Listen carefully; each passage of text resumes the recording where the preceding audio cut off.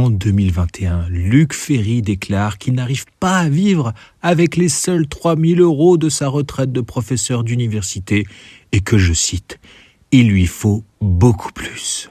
Pour arrondir ses fins de mois, Luc Ferry fait donc des livres, notamment sur sa nouvelle passion, l'intelligence artificielle. Luc Ferry est un philosophe suffisamment influent en France pour avoir été ministre de l'Éducation entre 2002 et 2004. En matière d'IA, il est plutôt proche de Laurent Alexandre dans ce qu'on appelle parfois le camp des bloomers. Je vais vous faire une petite aparté sur ce terme de bloomers. Dans les gens qui s'intéressent aux évolutions de l'IA depuis l'avènement des LLM, on trouve plusieurs positionnements, dont 3 sont assez marquants. D'une part, les sceptiques qui pensent que les LLM sont une simple évolution, certes intéressante, mais qui pose beaucoup de limites. Luc Julia ou Yann Lequin en sont des représentants. Les doomers, qui à l'opposé, voient une progression exponentielle, dangereuse et potentiellement incontrôlable de l'intelligence artificielle depuis la percée des LLM. Bengio ou Hinton en sont des représentants très connus. Et puis, justement, cette catégorie des bloomers qui voient, eux, une progression aussi exponentielle de l'IA, mais qui pensent au contraire que celle-ci sera littéralement florissante, avec toutefois d'importants bouleversements sociétaux. Étant donné qu'il existe de bons et de mauvais arguments dans chacune de ces positions, il me paraissait assez important d'équilibrer les 2 premiers épisodes consacrés à des gens qui sont plutôt sceptiques, en critiquant à présent des représentants des bloomers. Dès lors, Luc Ferry s'est imposé comme étant le candidat idéal, et vous allez très vite comprendre pourquoi.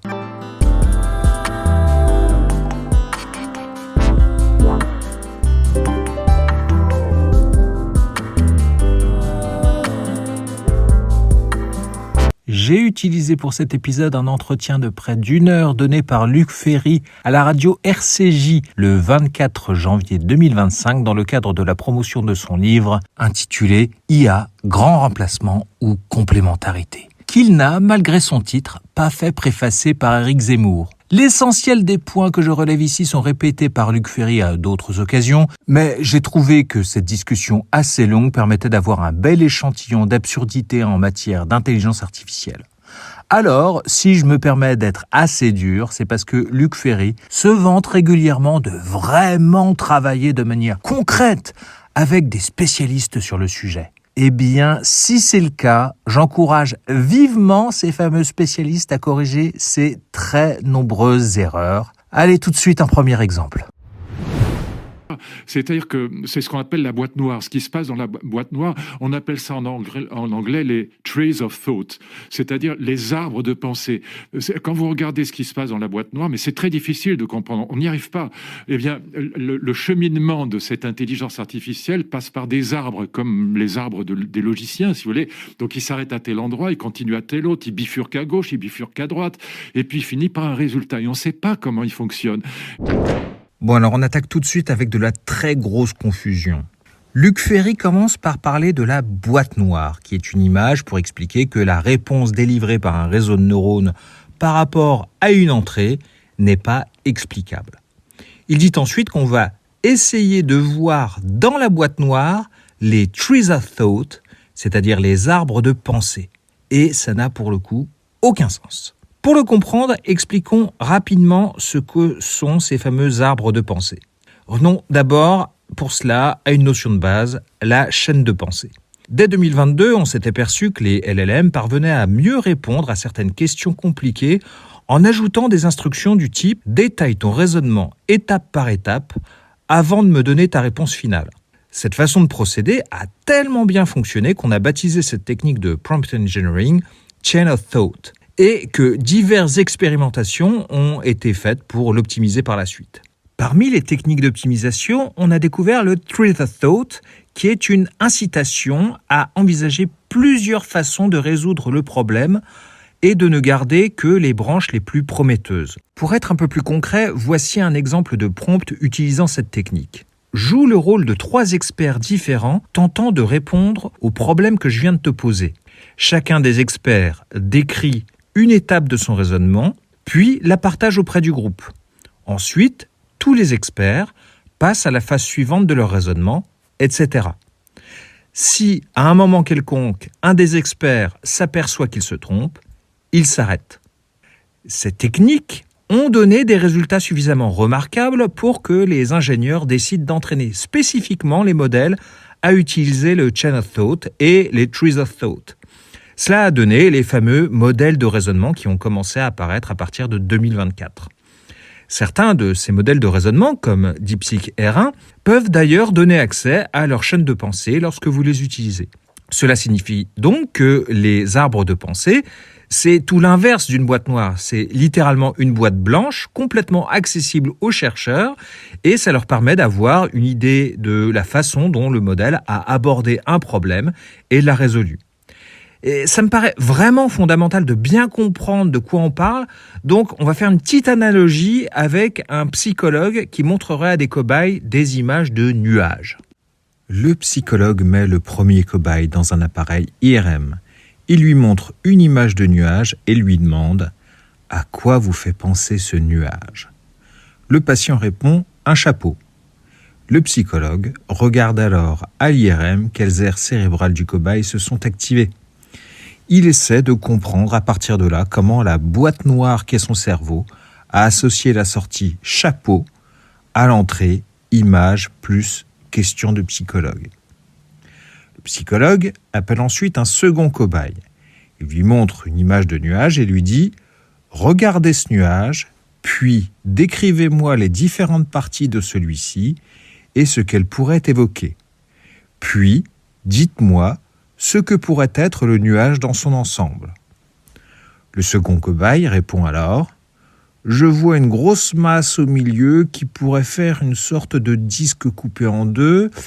Sur chaque côté en bas du demi-disque, il y a ce qui ressemble à des lignes. On pourrait donc dire que c'est un chapeau avec des lignes qui font les bords du chapeau. » Le psychologue va cette fois uniquement analyser ce que lui a dit le patient. Il analyse ce qu'on pourrait appeler sa chaîne de pensée.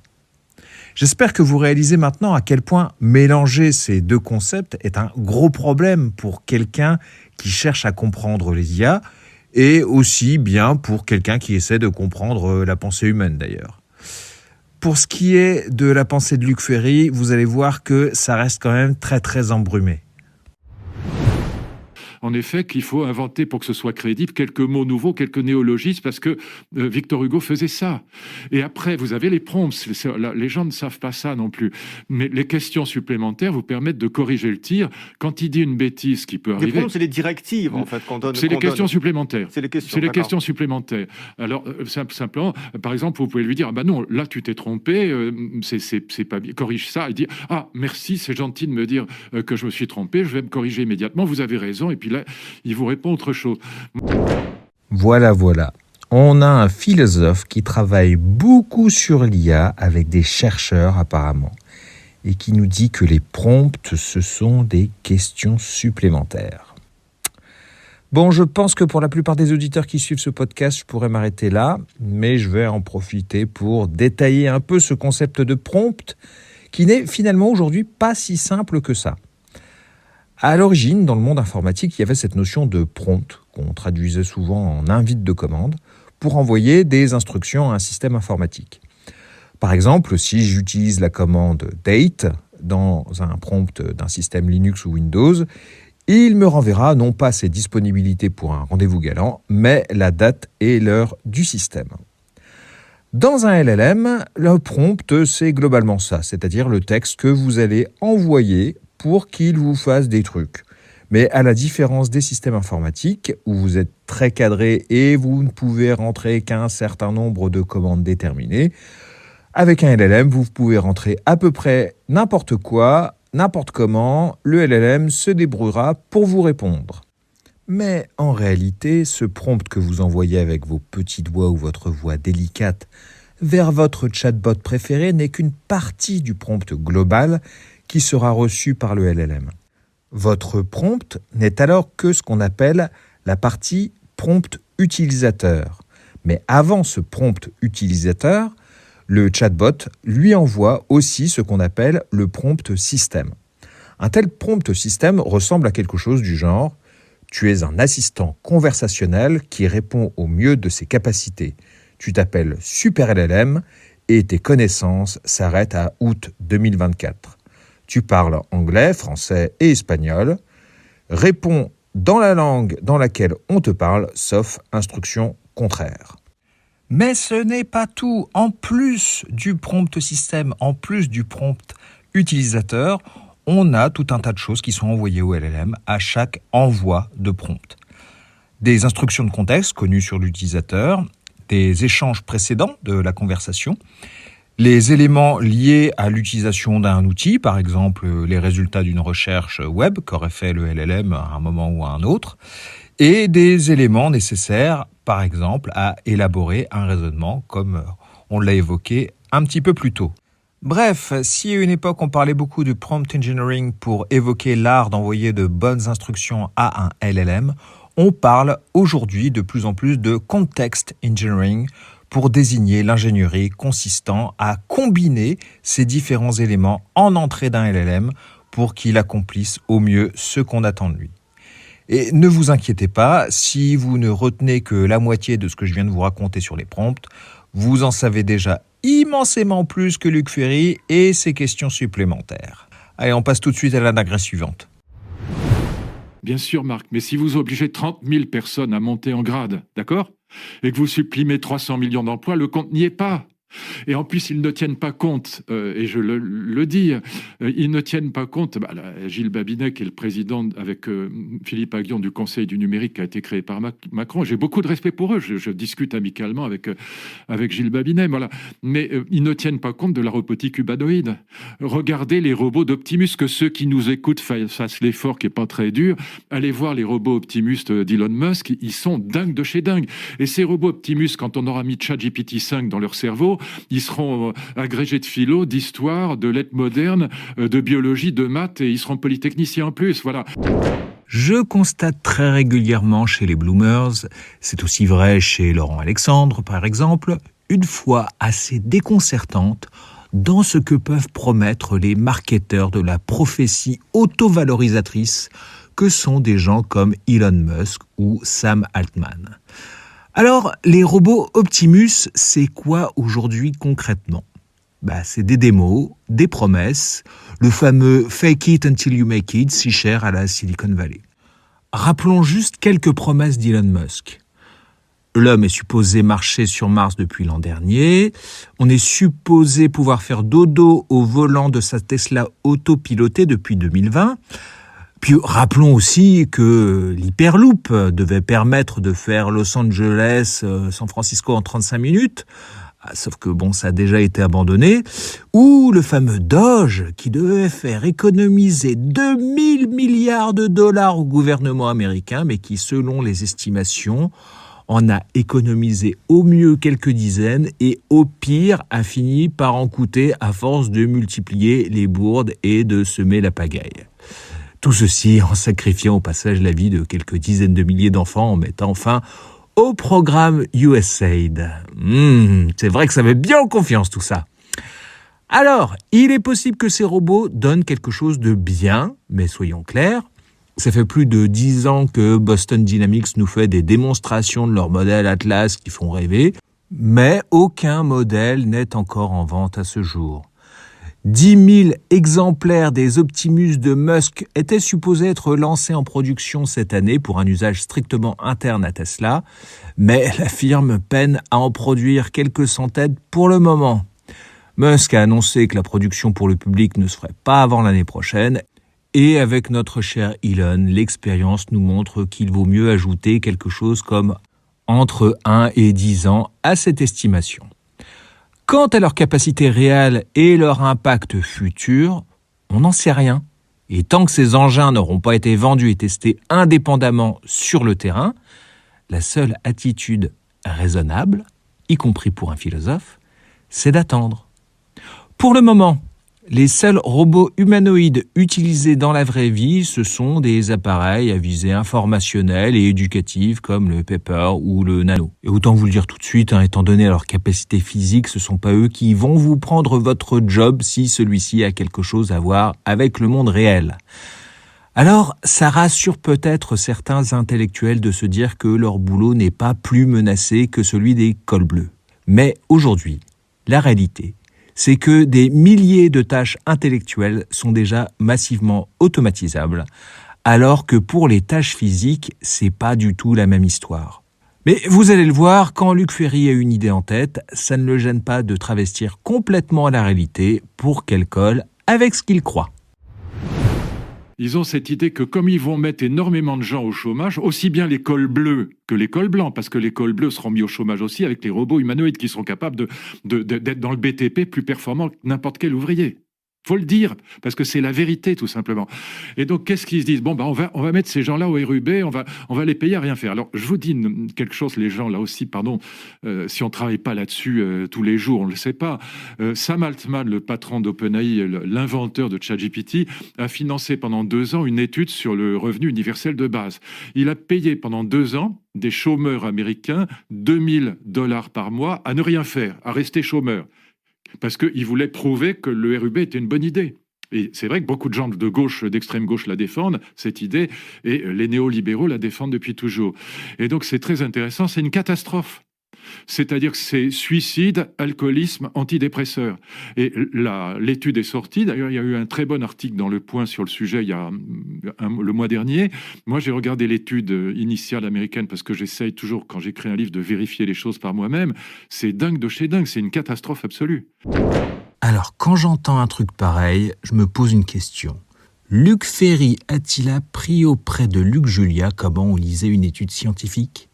Y a-t-il une malédiction qui empêche de voir ce qui est écrit noir sur blanc quand on s'appelle Luc ? Luc Ferry nous dit que cette étude a consisté à payer des chômeurs $2 000 par mois pour qu'ils restent chômeurs et que ça a été une catastrophe. Ok, regardons ce qui est dit dans l'étude. On a pris 3000 Américains du Texas et de l'Illinois, tous touchaient moins de $28 000 de revenus annuels au début de l'étude. Certains étaient chômeurs, d'autres non. Un tiers a reçu $1 000 et non 2000 supplémentaires par rapport à ce qu'ils gagnaient déjà avant par mois pendant 3 ans. Et le reste, le groupe contrôle, a reçu $50 par mois sur la même période.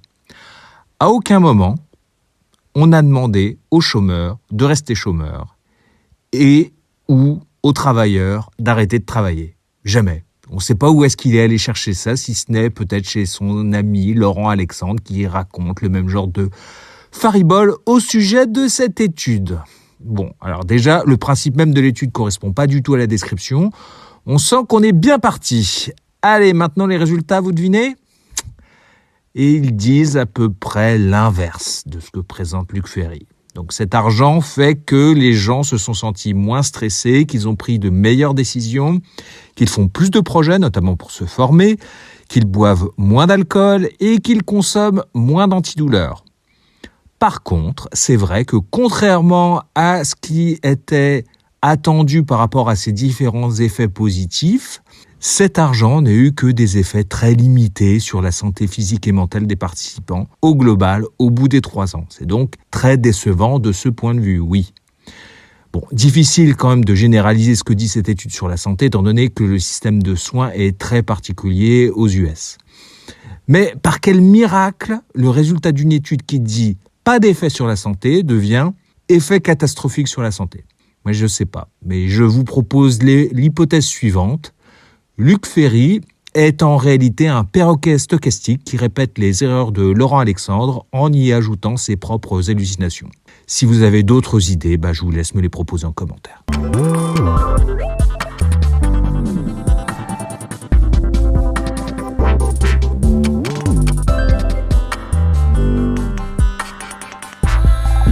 Alors, je vous ai épargné d'autres erreurs sur les versions de ChatGPT, sur des problèmes d'alignement, sur les fameuses bases de données de LLM qui n'existent pas, les exemples de wokisme de LLM qui s'avèrent faux, et puis même une erreur sur l'histoire de France, parce que tant qu'à raconter n'importe quoi sur l'IA, pourquoi se limiter sur le reste ?